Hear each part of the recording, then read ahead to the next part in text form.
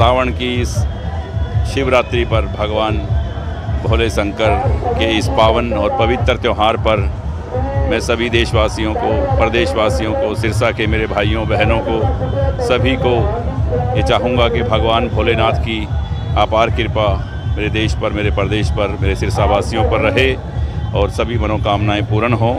और बहुत उत्साह के साथ इतनी गर्मी के बावजूद हजारों लोग, लाखों लोग जो सुबह से तारकेश्वर धाम, बाबा तारा की कुटिया, इस तारकेश्वर धाम में आए हुए हैं। सभी भक्त नाच रहे हैं, गा रहे हैं और 5 दिन से जो कथा और कीर्तन और भजन संध्या जो कल भी थी हंसराज रघुवंशी जी ने की, तो पूरी युवा पीढ़ी एकदम पूरा शहर उमड़ा। मैं सभी का बहुत बहुत धन्यवाद करता हूं और भगवान शिव से, ओगड़दानी से यही प्रार्थना करता हूं कि कांडा परिवार पर आपकी अपार कृपा यूं ही बनी रहे और ये मेले यूं ही चलते रहें। हर शिवरात्रि पर ये भंडारे, ये मेले, ये खुशियाँ सिरसावासियों को भगवान भोलेनाथ की तरफ से मिलती रहे। 5 दिवसीय ये महोत्सव आज संपन्न हो गया जी। और साथ साथ अगर बात करें तो आगे के आयोजन जैसे बागेश्वर सरकार का धीरेन्द्र शास्त्री अगले महीने आ रहे हैं बागेश्वर धाम से धीरेन्द्र शास्त्री जी, तो वो हनुमत कथा करेंगे और बहुत ही लोगों की इच्छा है कि वो हमारे शहर में भी आएँ।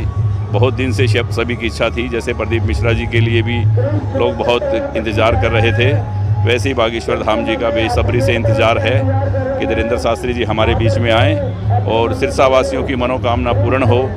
ये बाबा के इस तारकेश्वर धाम में ऐसे संतों का आना जाना लगा रहे, यही मेरी इच्छा है, यही मेरी कामना है भोलेनाथ से, यही मेरी प्रार्थना है।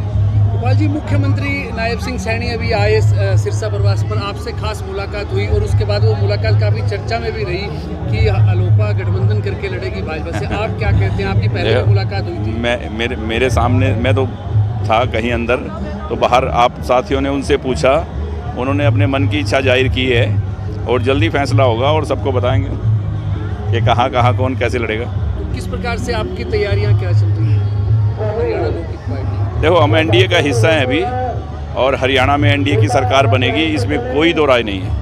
सिरसा के विकास कार्यों के लिए करोड़ों की धनराशि पहले भी जारी हुई, अभी 300 पहले भी है, अभी भी है और अभी भी गांव के लिए और कुछ 2-3 दिन में पैसे आने हैं और पुराने जो काम हैं वो सारे इस अगस्त के महीने में कंप्लीट हो जाएंगे। चाहे वो मेडिकल कॉलेज की नींव की बात है, चाहे वो जो भी पेंडिंग काम थे, जैसे हमारा पानी का जो था स्ट्रीम वाटर का काम था, 35 करोड़ रुपया पहले लगा, 35 और आ गया, काम शुरू हो गया।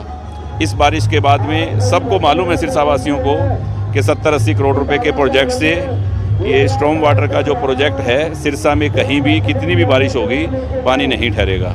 तो हमारी तरफ से जो मैंने काम बोले थे उससे ज़्यादा काम होंगे और हम करवाएंगे। तो अभी विधानसभा चुनाव में करीब 100 दिन से भी कम समय बचा है, तो इसके लिए क्या रोड मैप रखा गया विकास के लिए और क्या कार्यों के लिए? देखो, विकास के लिए कभी भी मेरी ये नहीं होता कि इलेक्शन आ गया तो कुछ ज़्यादा करना है या इलेक्शन चले गए तो कुछ कम करना है। मेरा वही रूटीन रहता है कि हमेशा काम होने चाहिए। जो ज़रूरत के काम है, जो शहर के काम है, थेड़वासियों को प्लॉट के काम था वो हो गया है कंप्लीट। कभी भी किसी भी दिन हम उनको 100 गज़ के थेड़वासियों को प्लॉट देंगे। और रही ये जो दिंगतानिया माइनर की, सलारपुर माइनर की बात है, ये काम फाइनल है। किसी भी दिन हायर परचेज कमेटी की मीटिंग होने के बाद वो पैसा उनके अकाउंट में आ जाएगा। तो मेन बड़े काम जो थे वो सब हो गए हैं। अभी मेडिकल कॉलेज की नींव की तारीख है, बस वो मुझे तय करवानी है मुख्यमंत्री जी से और ये भी होगा। काफ़ी लोग चुनाव की तैयारियों में जुटे हुए हैं, वे आरोप प्रत्यारोप का सिलसिला भी चलता है, विकास कार्यों को लेकर सवाल उठाते हैं। आप ऐसे लोगों के लिए क्या कहना चाहते हैं? काफ़ी संख्या में लोग आ गए हैं, क्या आरोप लगा रहे हैं विकास नहीं हुआ, कई बार सड़कों की बातें करते हैं, कई बार सीवरेज समस्या। उन लोगों को मालूम नहीं है कि विकास क्या होता है, काम क्या होते हैं, ठीक है। और कुछ तो ऐसे लोग बोलते हैं, अब मैं उनकी बात का क्या जवाब दूं। लोग खुद उन पे हंसते हैं कि कभी किसी टाइम सब कुछ था तो क्या किया। सोच इंसान की अच्छी होनी चाहिए। शहर 15 सालों में कम से कम 10 गुना बढ़ा है, उसके बावजूद भी हजारों गलियां पक्की हुई हैं, काम चल रहे हैं, काम हो रहे हैं। तो ये विकास ही हो रहा है शहर का। कांग्रेस पद यात्राएं निकाल रही है सरकार को लेकर, अब अपनी रणनीति भी बना रही है, एक रणनीति समिति भी उन्होंने कांग्रेस ने बनाई है। तो आप इस विपक्ष की सारी रूपरेखा किस प्रकार देखो, क्या है कि बहुत टाइम मिला उन लोगों को काम करने के लिए, बहुत मौके दिए हिंदुस्तान के लोगों ने।